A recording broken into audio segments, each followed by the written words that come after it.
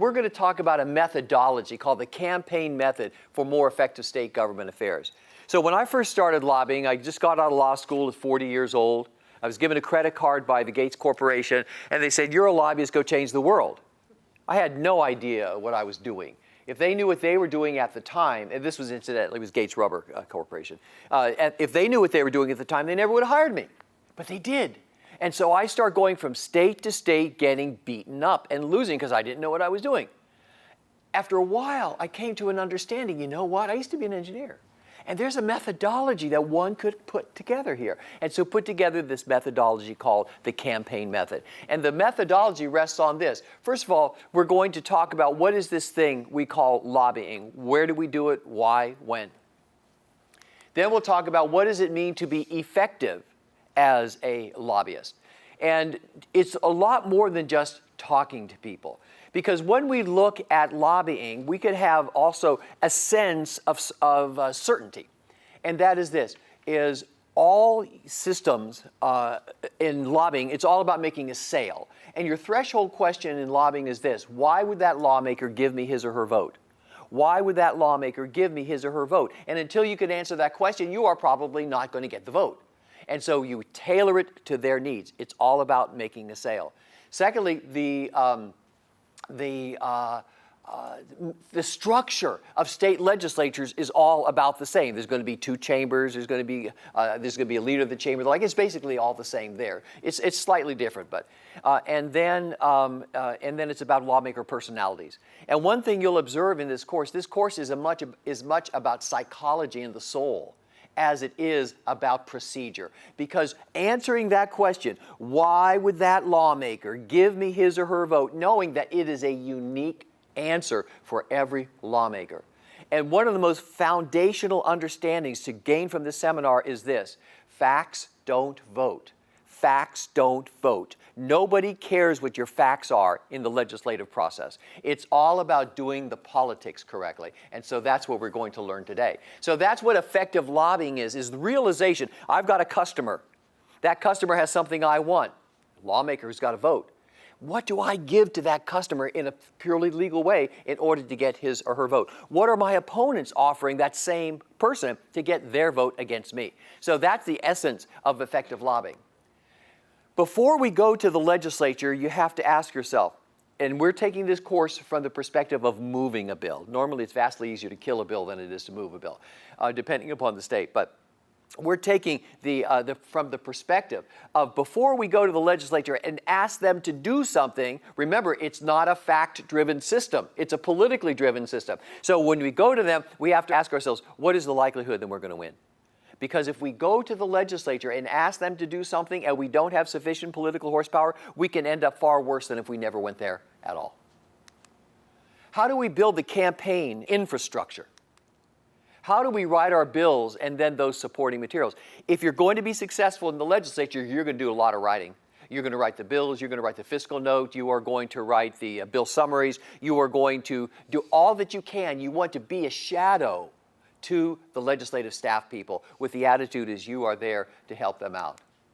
How do we work with legislative staff? In those states that have significant staffs, such as Pennsylvania, such as New York, how do we work with those staff? Because really they're the ones who make most of the decisions with regard to whether a legislation is going to go forward.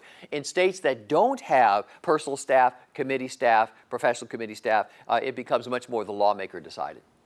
How do we use the legislative procedure? Our bill starts at a point, and our bill makes it all the way to be codified in the laws of the state.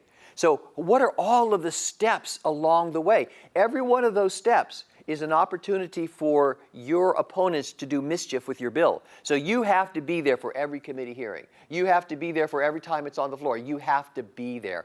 Your face has to be constantly seen in the legislature for them to even believe you care. And if they look around, and if you've worked with them and they're having a meeting and they look up and they don't see your face, the conclusion is they don't care. And if they don't care, why should we, the legislature, care? Your face is always there. Lobbyists don't get days off, they don't get sick days, and they don't get vacation days. During the session, you are there. How do we work with committees? How do we do proper testimony with a committee? And then how do we work with caucuses? In many states, the caucus is the true legislature.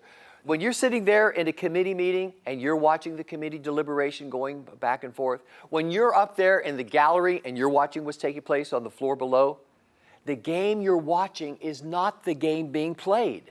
There is a behind-the-scenes game being played, and that's where the bills are won and lost. And what you'll find, most committee meetings and most floor sessions are just theater. That's all they are, is theater, because the decision on that bill was made before anybody ever came into that committee room. How do we comply with the state ethics laws? You just can't go start talking to these people. You have to make sure that I have registered and I am in compliance with my statutes. How do we make our sine qua non campaign contributions? And those of you who are in law school, you may remember sine qua non means without it, you have nothing.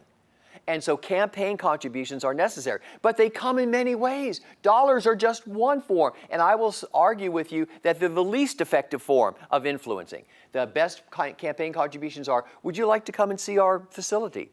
We would really like it if you would come on over and talk to our annual meeting. Those are vastly more successful campaign contributions than just writing another check. How do we get special interest support? Lawmakers are almost exclusively motivated by the special interests who put them in power and keep them in power. And the question is not what great set of facts you have. The question is going to be, what do the special interests want? Because they're the ones who put this person in power and keep them in power. And if the special interests don't like your bill, maybe they just don't like you. Your bill is going to die, regardless of what you have to say to them. How do we negotiate with them for consensus? In lobbying, consensus propels and controversy kills. So our job is to bring as much consensus as possible. Lawmakers don't like dealing with feuding groups. And many times the legislature will say, if you're feuding, we really don't want to talk to you until you have sat down and tried to resolve as much as you possibly could. And that's what we're going to learn in our negotiation exercise. How do we hire and work with contract lobbyists? Does anybody here use contract lobbyists? Okay. So some of you do. When those contract lobbyists, I'm going to show you how to find the right contract lobbyist, how to work more effectively with him or her in order to get the best result for your investment. How do we motivate the lawmakers? We're looking at their souls. What's going to motivate? This one's going to be motivated by politics in the sense that he or she wants to rise up higher in the party. This person is going to be motivated by doing the right thing. This person is going to be motivated by all kinds of different reasons. But you need to know the motivators. Why? Because what is lobbying? It's about selling. It's answering that question, that threshold question. Why would that lawmaker give me his or her vote? And until I can answer the question, I'm not going to get the vote. And I learned from that seminar that facts don't vote. So what am I going to do to persuade that person? So we have to know what motivates them. And then after we motivate them, we have to get and then keep their votes. This is a very volatile process. You may have the vote right now, and 5 minutes later, you don't have the vote anymore. So how do you get the vote? And then how do you keep that vote? And what do we do after that first all-important committee of subject matter jurisdiction, committee of first referral? When the clerk says, we're sending the bill HB 123 over to the committee on this or that, that is called the committee of first referral. They are the ones who are going to make recommendations to the floor on what they ought to do with your particular bill. Once you get it through the committee of first referral, the subject matter jurisdiction committee, you are on your way. There are going to be all kinds of people who are going to put amendments onto your bill because it's moving and they think your bill can move it across the finish line. So the question is, once we get it through that all-important committee of first referral, what are the follow-up steps? And again, we take this from the harder perspective, and that is moving something into law. However, constitutions at all of the states prohibit legislators from implementing anything. Implementation solely belongs to the regulatory agencies. And quite literally, this is what an agency will say. They receive a bill from the legislature, it's become law, it comes over to them. They can say this: we have no intention of implementing this law, and we are going to let the appropriation revert back to the general fund. What the legislature giveth, an executive agency can taketh away. And what the legislature wouldn't give you, an executive agency might. You don't have a law until the agency tells you you have a law. You don't know what the law says until the agency tells you what it says. And so 10% of laws are created by the legislature. 90% of laws are created by the regulatory agencies. So the next step in this process is to make our idea into day-to-day reality by working with the regulatory agencies. We'll start tomorrow with the constitutional foundations. Why do they exist? Who put them together and why? What does an agency look like? We're not talking about a Senate of 40 members. Now we're talking about agencies that have thousands of people potentially working for them. What kind of powers do they have?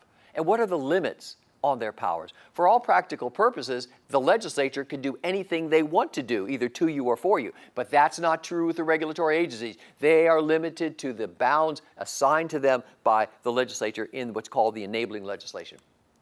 How do we plan to talk to those decision makers in the regulatory agency? And then how do we do that face-to-face discussion with a person who's going to decide whether our idea will ever become law? Now, agencies are critical for all kinds of reasons, starting with this. They are, for all practical purposes, they are the technical staff to the legislature. Legislators, who are they? They're farmers, they're fishermen, they're hardware store owners, or lawyers, they're all kinds of people, right? And so you have a group of non-technical people being asked to create laws on very technical topics. How many microcuries per liter of radium ought to be allowed in groundwater? How many people have any idea what a picocurie even is? The agencies know all of that. So for all practical purposes, the agencies are technical staff to the legislature. So when you go have a committee meeting, the committee chair will look up and say to the agency staff person, well, Mary, what do you think about this? What does the department think? And so she makes a statement. But let's just say that they don't like what you did, but then the legislature says, okay, we're going to overrule with the agency. The agency says they don't like your bill, but we're going to go ahead and overrule it. At that point, then, where does the bill go? After the bill gets through the legislature, where does the bill go? Who gets it next? The governor gets it. What's the first thing the governor does with the bill? He calls up the agency and says, what do you think I ought to do with this bill? And the agency says, I think you ought to veto it. The agency nominally works for the governor. And as a consequence, the governor's likely going to do what the agency tells it to do, and so your bill gets vetoed. These people are almost impossible to beat. But then you get to the next level. Your bill has been has been codified. It goes over to the department. Who makes the bill into day-to-day reality? The department does that. And the department says this: we have no intention of implementing this law, and we're going to let the appropriation revert back to the general fund. That's why I tell you, what the legislature giveth, an executive agency could taketh away. And what the legislature wouldn't give you, an executive agency would give you. They make 90% of the laws over there at the agency. So how do we do that face-to-face with those decision makers? The number one way that we impact our legal environment with the agency is through rule development and adoption, because those rules are promulgated by the department in order to create implementation of the law. How do we respond to one of these rules if we don't like it? We can do administrative appeal. We can do a judicial appeal. We can do to a legislative appeal. And so we will go full circle. We will start off with introducing your idea to the legislature. We'll go through the whole process. We don't get the rule that we like. So what do we do to fix that rule? We go back to the legislature to try to fix it. So that's going to be our ultimate appeal. And there's similarities between working with the legislature and working with the agencies. First of all, supporting materials. You will be doing a lot of writing for both agencies and for the legislature. You'll form coalitions. Agencies don't like fighting either among special interests. Same people you dealt with in the legislature, you're going to be dealing with over working with the agencies. You're going to have your interest group negotiations. But there's big differences between them as well. First of all, the agency is more technically driven. They're filled with PhDs. In fact, did you know that executive agencies on a national basis have 3 times the number of advanced degrees as you find in the private sector? There are 3 times as many PhDs and all those highly qualified people over the agencies than you'll find in general. And because they're very technical people, they are very open to hear what experts have to say. And there's going to be less politics. There are politics, but there's going to be less politics.